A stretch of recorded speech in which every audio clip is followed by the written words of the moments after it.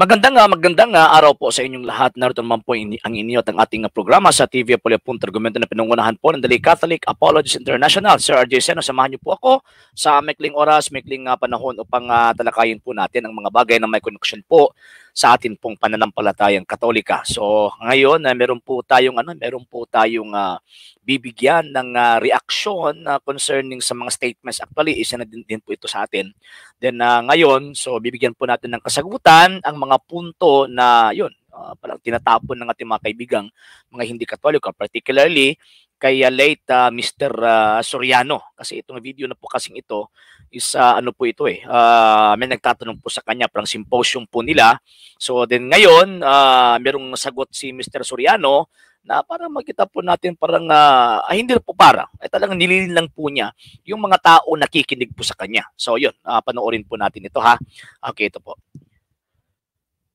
Teacher sa high school na, sabi daw po niya, hindi daw niya sinasamba yung image po, sabihin na ho natin ni Blessed Virgin Mary po, kundi inaano lang daw niya, adoration lang daw po o paggalang. Okay, dito pa lang, sa tanong pa lang po, ay makikita po natin na talagang membro po niya or kaanib po niya yung nagtatanong. And meron pong ibinigay na sitwasyon, yung membro po niya, nasabi niyo, yung teacher daw po niya, nagsasabi na hindi naman po daw sinasamba ng Iglesia Katolika Apostolika Romana ang mahal na Birheng Maria, at ito po ay binibigyan lang po ng paggalang. Pero mali po yung term na ginamit po niya na adoration. Hindi po. Veneration lang po yung ibinibigay po natin sa mahal na Birheng Maria. Special veneration. Bakit po kasi siya po kasi yung pinakamataas sa lahat po ng mga santo. Bakit po kasi ang mahal na Birheng Maria lamang po ang pinili ng Panginoong Diyos na magiging ina po niya. Ina po niya ha. Kasi yung ipinagdadalang tao ng mahal na Birheng Maria ay totoong Diyos na naging tao. So, yan po. So, kinokorek lang po natin yung punto sa nagtatanong. So, ngayon, ito po yung continuation. Paggalang. Opo, ano pong masasabi? O, edi sabihin mo sa teacher mo, ginagalang nyo lang pala si Virgin Mary, okay lang. Hindi nyo naman pala sinasamba, ginagalang nyo lang. O, parang magulang, ginagalang mo, di ba? O dito, pumasok na po yung tinatawag na deceptive explanation and argument of Mr. Soriano. Bakit po kasi yung paggalang natin sa mahal na Birheng Maria parang pinapareho po niya, ginagaya po niya sa paggalang po natin sa ating mga magulang. Hindi po. Bakit kasi yung respect po kasi, meron pong tinatawag na by level and by degree po yan So yung tinatawag ng paggalang po natin sa mga magulang po natin, tayong mga Katoliko, ginagalang po natin yung mga magulang po natin. So yan po yung tinatawag na filial respect po natin doon sa mga magulang po natin. Bakit po kasi mga anak po tayo nila So ang respeto din po natin filial, hindi po tinatawag na religious. Ang ibinibigay po natin sa mahal na Birheng Maria pagrespeto ay relihiyosong pagrespeto po. So bakit po kasi may iba't ibang klaseng respeto po Meron tinatawag na religious respect, meron po tinatawag na filial respect, meron din po tinatawag na parang tinatawag na civil respect. Yon, yung civil respect, yun. Sumasaludo po yung tinatawag na mga sundalo sa presidente, di ba? Itong tinatawag na yung presidente at yung mga politiko dito sa Pilipinas, pag kinakanta yung national anthem po natin ay nakatayo pagkatapos yung kamay nasa dibdib. So, yan po yung tinatawag na civil respect. Pero sa mahal na Birheng Maria, hindi po pwedeng igaya po natin sa pagrespeto po natin sa ating mga magulang. Bakit po? Kasi yung mga magulang po natin, wala po silang koneksyon sa kaligtasan. So kaya nga ang pagrespeto po natin sa mahal na Birheng Maria, sigurado po yan, it is a religious respect. Bakit po? Kasi yung ginawa ng mahal na Birheng Maria, may koneksyon sa kaligtasan po natin. For example, yung sinabi ng Apostol Pablo, ni San Pablo sa Galatia chapter 4 verse 4 and Hebrews chapter 2 verse 14 na ang Panginoong Jesucristo, ang Panginoong Diyos ay naging tao. Dahil po dyan, meron po siyang tinatawag na ina. At doon po siya kumuha ng laman at dugo para iligtas po sa atin. Hebrews chapter 9 verse 22. So ang pagrespeto po natin, hindi po pwedeng gaya lang po sa ating mga magulang or pagrespeto po natin sa ating kapwa. Hindi po, kung hindi, bibigyan po natin na mataas na respeto. Bakit po? Kasi yung taong yan ay hindi po tao po yung nagpili po sa kanya, ang Diyos po mismo. Kahit na nga yung mga Hudyo po noon, pag pinili po ng Panginoong Diyos, talagang ang respeto sa lahat ng mga tao, sa lahat ng bayan ng Panginoong Diyos, ay binibigyan po nila ng mataas na pagtingin o pagtanaw ng respeto sa taong pinili po ng Panginoong Diyos. How much more sa mahal na Birheng Maria? Di ba? So, magkaiba po. So, dito, parang nakakomit po si Mr. Soriano ng tinatawag na fallacy of incorrect analogy. Bakit po? Kasi hindi po pwedeng ipareho po natin or ilalagay po natin ng same degree yung respect po natin sa mga magulang natin at sa mahal na Birheng Maria. Hindi po yun pwede. Okay, continue po natin. Oh, ngayon, tanong ko sa iyo ganito.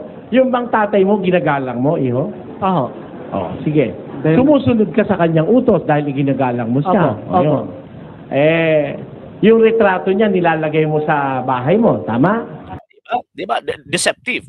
Deception. Bakit po? Kasi yung pagrespeto po natin sa mga magulang po natin, hindi po religious, filial po yan. Bilang isang merong relasyon na ama at anak. Diba? Ina at anak, magulang at anak. Hindi po bilang may connection po sila sa kaligtasan natin para ipareho po natin yung pag-respect po natin sa mga bagay na nirepresentahan o nirepresentahan po nila ang mahal na Birheng Maria at ang mga santo. So dito pa lang talagang nanlilinlang na po si Mr. Soriano. 'Di ba? So makikita po natin na talagang meron po silang intensyon na hindi po isabi po yung katotohanan. Hindi ang problema ang pinagbabasihan po nila is banal na kasulatan. Yang problema ini-interpret naman po nila na hindi po tama. So yan po yung problema po ng mga taong ito. Sige, continue. Actually, nandito po. Yun. Nilalagyan mo ba siyang kandila? Hindi po. Bakit po hindi? Hindi naman po part ng religious o sa belief po natin ang mga magulang po natin. Hindi po sila part. Kaya nga po, hindi po tayo naglalagay ng kandila. O for example, yung mga image ng ating mga magulang, lalagyan po ba natin ng wreath of flowers, gaya ng pagbigay paggalang po natin doon sa Dr. Jose Rizal o Andres Bonifacio? Hindi. Magkaiba kasi yung level of respect na ibinibigay po natin sa magulang po natin or at doon sa tinatawag na mga heroes po natin. Ang mahal na Birheng Maria, hindi lang po simpleng hero, kung hindi, pinili po ng Panginoong Diyos na maging ina po niya. Yan po yung punto. Kaya nga po, bibigyan po natin ng mataas na paggalang yung kanyang imahen. Bakit po? Kasi nare-representahan po niya ang ina ng Panginoong Diyos. Yan. Okay, continue natin. Lumuluhod ka ba sa harap ng litrato ng tatay mo? Hindi rin po. Bakit po hindi po lumuluhod? Kasi wala naman pong connection sa kaligtasan po yung tatay po natin. Yun, at the same time, yung mga image po nila, hindi po nire-representahan yung mga tao na may connection sa Panginoong Jesucristo. Yun. Nanalangin ka ba sa litrato ng tatay mo? Hindi.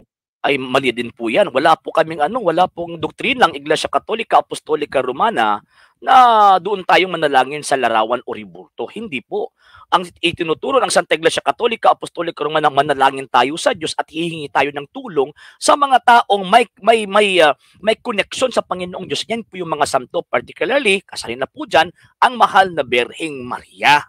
So, yun, incorrect argument and analogy po yung ginagamit ni Mr. Soriano para makapanlin lang Rin po. Pero ginagalang mo siya. Opo. Yun. Kaya iba yung paggalang kaysa sa pagsamba. Ano? Pagka dinadalanginan mo na, niluluhuran mo na, sinasamba mo na yon.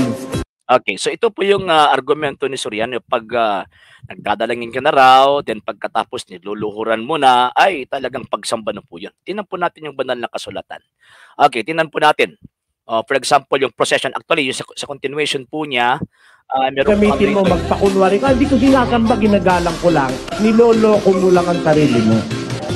Okay, so dito, makikita po natin na hindi lang po niluluhuran ng mga tao noon pag magsasamba po siya, nakaharap po sa larawan. Kung hindi, nakapatira pa po sila. Tingnan po natin yung 2 King chapter 18 verse 22, ang dating Biblia. Ito po yung sinabi, ngunit kung ang inyong sabihin sa akin, kami ay tumitiwala sa Panginoon naming Diyos, hindi ba siya yaong inalisan ni Ezekias ng mga mataas na dako at ng dambana? At nagsabi sa Huda at Jerusalem, kayo'y magsisamba, magsisisamba sa harap ng dambanang ito sa Jerusalem. Ano po ba yung ano? Ano po ba yung nasa dambana ng Jerusalem? O, tingnan po natin yung nakasulat sa banal na kasulatan. Sa loob ng dakong kabanal-banalan, nagpalagay siya ng 2 kerubin. Imaheng nililok sa kahoy na olibo. Again ha, nagpalagay siya ng 2 kerubing imaheng nililok sa kahoy na olibo. 4.5 metro ang taas ng bawat isa. O, higante pala ito. Kulang ng 2.5 metro ang haba ng bawat pagpak. Ayun, higante. Kaya't 4.5 metro ang sukat ng mga pagpak buhat sa magkabilang dulo. 4.5 metro rin ang sukat ng pangalawang kerubin. Actually, kung titignan po natin, every metro is meron pong 3 talampakan. So kung sasabihin po natin na 4 na metro, so ibig sabihin ay 16 feet po yan, or 16 na talampakan. So yan po. So dito nakikita po natin inlalarawan ng writer sa 1 King chapter 6 verse 23 to 27 kung gaano kalaki yung tinatawag na ributo na nandoon sa tinatawag na dambana. At doon po magsisisamba. Nakaharap po silang lahat, nagsisamba po sila sa Panginoong Diyos sa dambana pong ito na meron pong tinatawag na mga ribulto. So kung titignan po natin at iintindihin po natin, magiging mali po yung ginagawa po nila. Ang problema, wala naman pong mabasa sa Biblia na sinabi ng Panginoong Diyos na wag nyo yung gawin at bawal yan. Hindi po. Bakit po? Kasi yung tinatawag na pagsamba, meron po din po yung classification eh. Number 1, adoration. Number 2, veneration. Pagkatapos, special veneration. And kung gagamit po ng bagay, meron pong tinatawag na relative adoration, relative veneration, and relative tinatawag na special veneration. Bakit po relative? Dahil po kasi in relation with. Pasensya na po yung ano po na Tagalog po kasi natin eh. Hindi po yung nag-iisip pa po tayo ng vocabulary kumbaga. So, ibig sabihin pag sinasabing relative adoration, yung mga bagay na yan may connection doon sa Panginoong Diyos. Pag sinasabing relative veneration, yung mga bagay na yan may connection doon sa mga santo. So magkaiba po yung veneration at tinatawag na adoration. Magkaiba rin po yung relative veneration and absolute veneration. Ang absolute veneration para po yan doon sa Panginoong Diyos. Ang relative sa persona rather, para po yan po doon sa persona. Ang object po niya is yung person. Pero pag sinasabing relative, gumagamit ng bagay, for example, ribulto, tinatawag ng mga imahen, then pagkatapos ginagamit po ito sa pagbibigay po kay pagbibigay respeto, pagbibigay galang sa taong nirerepresentahan ng bagay na yan. So, yan po. And kung magsamba pong yung mga Hudyo po noon, ay hindi po nakaluhod, nakapatira pa po sila. Joshua chapter 7 verse 6. At hindi lang po yan, pinoprosesyon po nila. Pinoproposisyon po nila ang mga imahe na ito. Pagsamba na po ba ito?